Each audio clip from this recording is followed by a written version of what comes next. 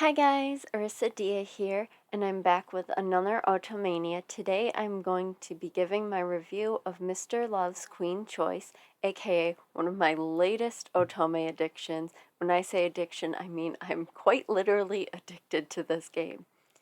If you guys remember, I did a prologue playthrough of MLQC a few weeks ago as the first Otomania episode of 2021, and since then I've been completely hooked, which may be a surprise given how badly I was making fun of it in that video.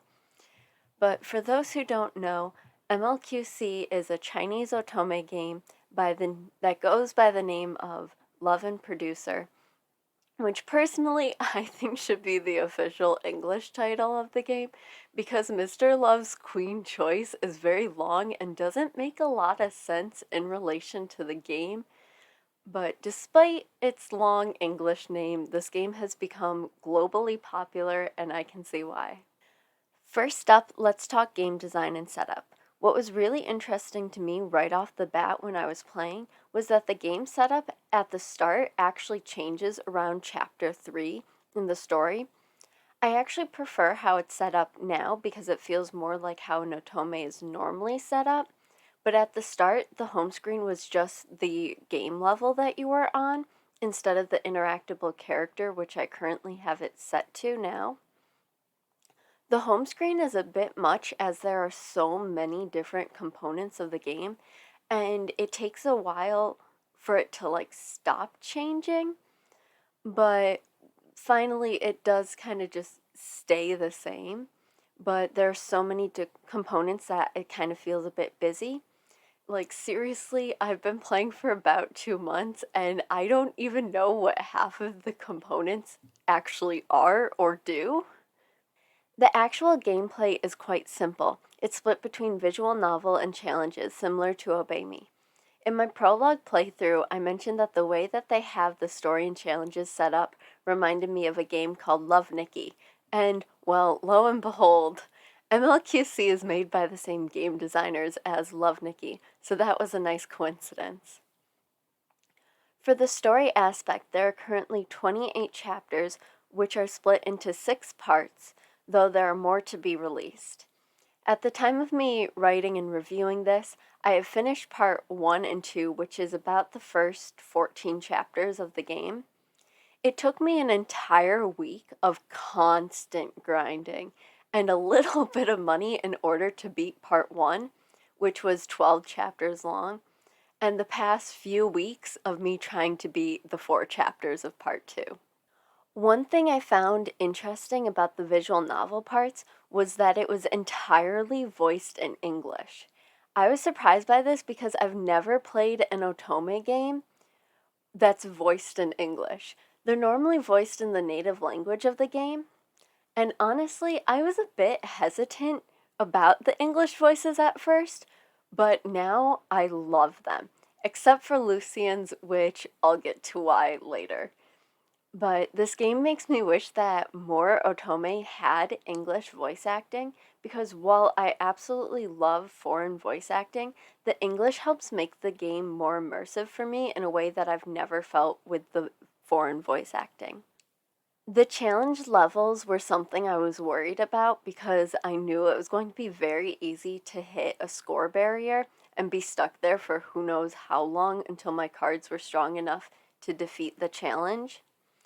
The challenges are card-based, with cards ranked from N to SP.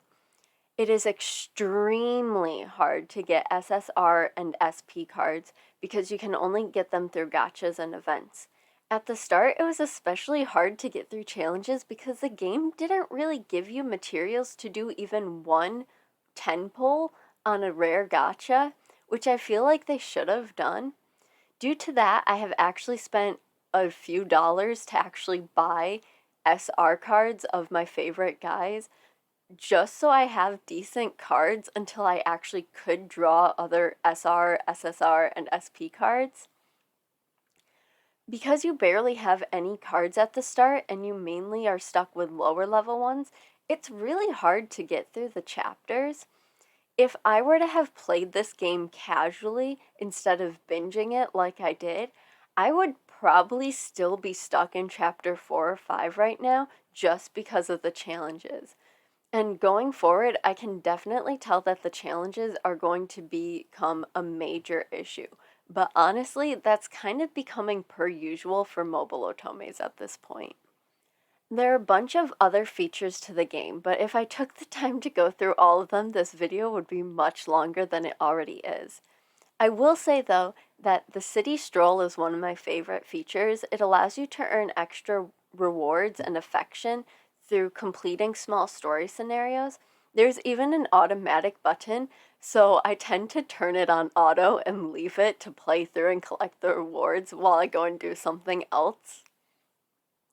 Dates are another one of my favorite features. Honestly, probably my favorite feature apart from the main game.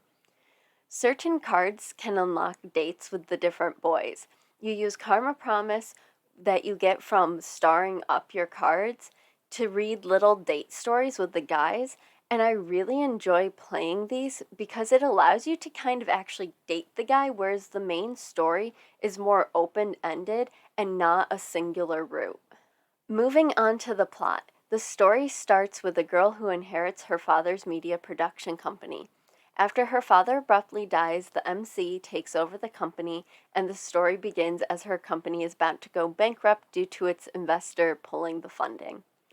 As you fight to save your company and keep your funding, you discover that you, and many around you, have evolved genetics called evols. In other words, superpowers. With this discovery, your life flips upside down as you become the target of a deadly organization and find out that things and people are not always what they appear to be. First in the game, you meet Kiro. Kiro is a bright and energetic idol who ends up getting everyone to fall in love with him. He's like a little golden retriever puppy. He's a bit of a geek, which I love, but don't let his good looks and overwhelming charm trick you into thinking he's superficial. He has an absolute heart of gold and an amazing brain to boot. If he were real, we would definitely be best friends and would definitely just chill and have anime watch parties together. Then there's Lucian, a neuroscientist and my least favorite of the guys. I literally loathe him with my entire being. From the first moment that I met him in the game, it set off so many red flags, and as I got to know him, more and more red flags showed up, and seriously, I don't understand how anyone could like him. Right off the start, he's so sketchy, and I don't trust him for many reasons that have seemed to prove themselves to be true. So, while I'm nowhere near the end of the story, I can't foresee anything that he could do that, won't make me despise him. I don't see my opinion of him changing at all whatsoever. I hate him that much. Next, there's Victor, the CEO of Loveland Financial Group, aka your sugar daddy. I'm kidding, though he is the main investor of your company. He's very strict and can be very blunt, but he does care in his own way. He treats you like a child and doesn't hesitate to call you an idiot, same as Lucian. But unlike Lucian, Victor does it in a way to try to push you to do better, whereas Lucian does it in a condescending manner, which is another reason why I hate him. Anyways, Victor would be best friends with Jimin Han from Mystic Messenger, and no one can change my mind on that.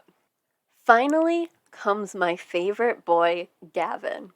Gavin is a police officer and a special agent. He used to be your quote-unquote delinquent upperclassman. He's very righteous, protective, and extremely fit. He was my type right off the bat, but there was one line in particular that definitely made me fall for him. He said the one line that I dream someone will tell me wholeheartedly one day. And this might not be the normal romance line, but he essentially said to feel free to ramble to him, and that made my heart skip because, as you guys know, I ramble a lot, and it's something that I get very self-conscious about, so to have a character that I really like tell me that it's okay to ramble, literally just made my entire day, and I instantly fell in love with him. And finally, there's also apparently a fifth guy named Shaw, but I haven't met him yet, so it's kind of hard to comment on him. He does look pretty hot, though. He definitely seems like bad boy material from the looks of it, but I really can't comment because I have not met him in the 2 parts that I have completed. Moving on to events, there seem to be a few different events, but honestly, I really haven't enjoyed any of them, and that's because of one main reason: money. Almost all of the events that have taken place since I started the game didn't seem like they could be completed easily without spending extra money. I think there's been one event where I managed to get a free SSR card and didn't have to spend money, but on things like the one birthday event that I tried or the most recent Valentine's event, you essentially had to spend money in order to get the special cards and rewards. And when I say spend some money, I'm not talking like a buck or two, I'm talking roughly $30 to $50 at the very least. Although I will say, this game has some of the better real money to in-game currency conversion rates, so I have actually spent some real money on it. The events are nice and have great rewards, but I wish that they were easier and more accessible to those who don't have heaps of money to get the special event cards. To wrap up, I love this game. There are definitely a few issues that I have with it, such as the difficulty of levels, the events, the fact that not all of the game components work for me, but overall, this is probably one of the best mobile otome games I've played in a while. While I do think that this game would be amazing with individual routes, I can definitely understand the appeal of the singular route, especially since this is probably the most suspenseful story I think I've read for an otome ever. I really recommend this game if you're looking for a mobile otome with a great storyline that'll keep you on your toes. Anyways, that's it for this review. Let me know down in the comments below if you've played MLQC and what your thoughts are. Do you agree with me? Do you disagree? Do you think Lucian is actually a decent character? Let me know, but beware of giving spoilers if you can. If you guys have any other otome related content you want to see, feel free to let me know down in the comments as well. Don't forget to like and subscribe and hit the notification bell if you want to be notified when I release more Otomania or just other fun content on my channel. Otomania comes out every other Monday, so be sure to check it out. I hope you all enjoyed, and I hope you all have a wonderful day. Love you. Bye.